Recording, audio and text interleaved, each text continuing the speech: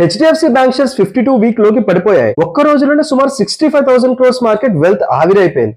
ఇది కేవలం ఒక మార్కెట్ కరెక్షన్ కాదు, ఇది ఒక trust issue. HDFC bank chairman Atanu Chakraborty sudden గా రిజైన్ చేసి ఎథిక్స్ అండ్ వాల్యూస్ వల్ల వెళ్ళిపోతున్నా అని చెప్పడంతో మొత్తం స్టాక్ మార్కెట్ షేక్ అయ్యింది. ఎటు చూసినా ఒకటే డిస్కషన్, ఆ రెసిగ్నేషన్ లెటర్ లో ఉన్న సర్టైన్ హ్యాపెనింగ్స్ అండ్ ప్రాక్టీసెస్ అంటే ఏంటి?